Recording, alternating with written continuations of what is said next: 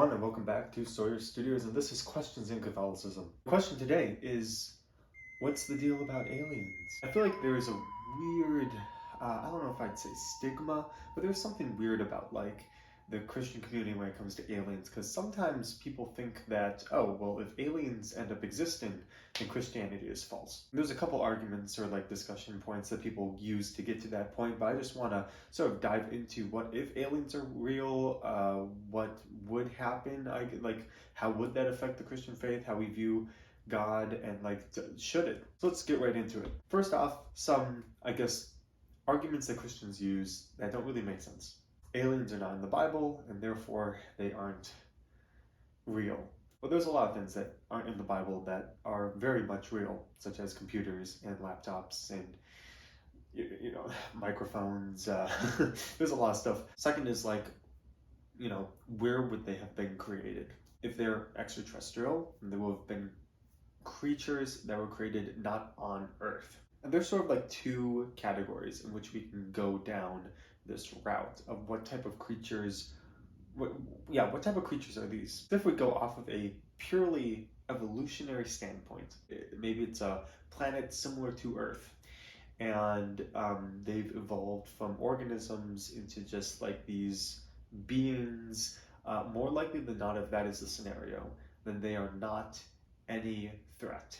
As Christians, we believe that the main difference between animals and humans is written at Genesis, is that humans they have the image and likeness of God. Part of the image and likeness that separates us from animals is that animals are just a body, and humans are a body-soul composite. So animals don't have souls. Animals cannot, because of that, when they die, they don't go to heaven or hell. We don't evangelize to animals.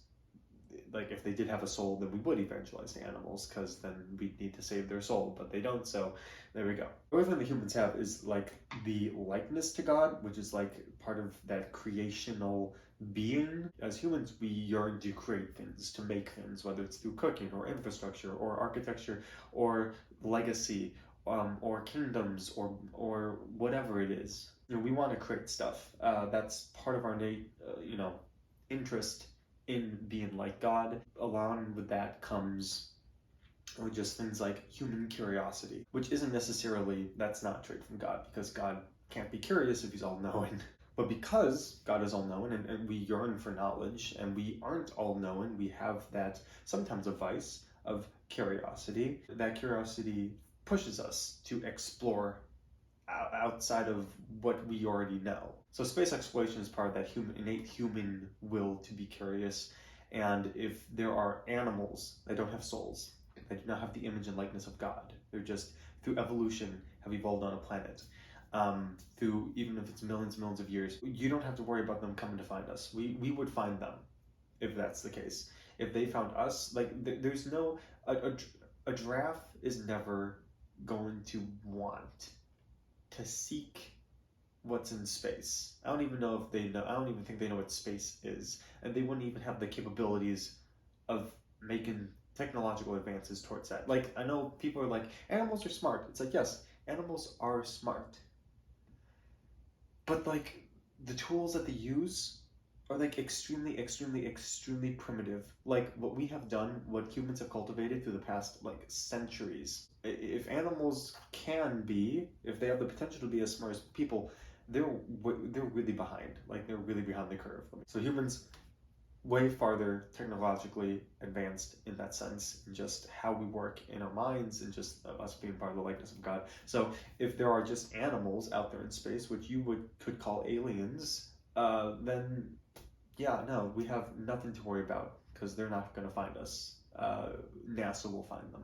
Now let's say that these aliens have an intellect, that they have a soul body composite, that they are rational beings, and that they are made in the image and likeness of God. And if they come to find us, well, just like anything, the church has taught that if there are people that have a soul, then we must go and evangelize. And if aliens came down, we would share with them the faith and try to convert them.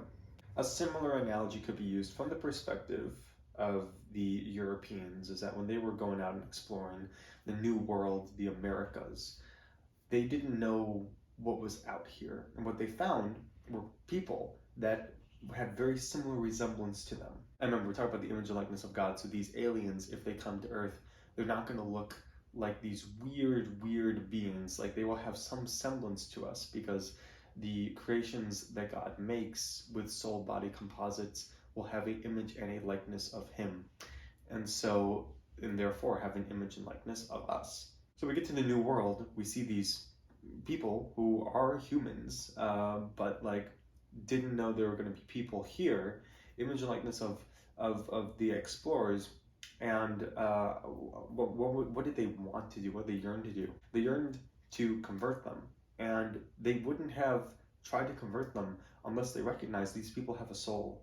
Like, these people are people. Like, they have human dignity. Like, they deserve love. They deserve respect. Now, of course, there were a lot of people in those explorations, and this isn't a video about like Christopher Columbus or any of that, but I mean, there were people who were not Christian, who were secular, or who were purely for working for the crown, in the sense that the only agenda that they had was conquering and not caring about the basic needs of the people in which they came across to. Now, some people said that, like, well, if there are aliens, and if they're like us, and if they have like a body soul composite, if they have consciousness, if they have rational autonomy, then Jesus would have to go and die on that planet.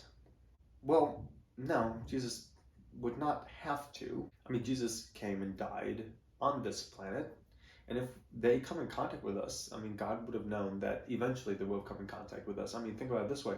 When Jesus died on this planet, like, the only way people knew about Christ was through the apostles, and then the missionaries, and then spreading the word from Jerusalem. That was the epicenter, and then exploded. Hundreds and hundreds of years after that, we were able to discover the Americas and start, preaching to people on that continent. And so, Jesus didn't have to come and die in Jerusalem, and then Jesus didn't have to go to the Americas and do the same thing.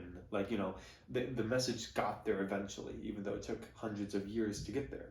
Maybe with the aliens, the message is just going to take longer to get to them.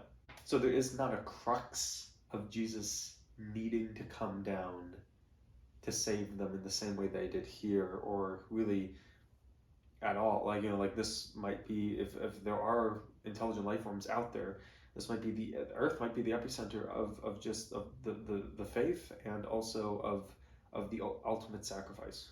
Now, me personally, I don't think that there are intelligent life forms out there in the universe. That's just my opinion. I think that there could very well be animals that live in space, aliens. I mean, technically, moon bears, they're not, water bears, that's it. Water bears technically can live in space, so, I don't know if you want to call them aliens. But I it's not far-fetched to believe that there could be just life out there.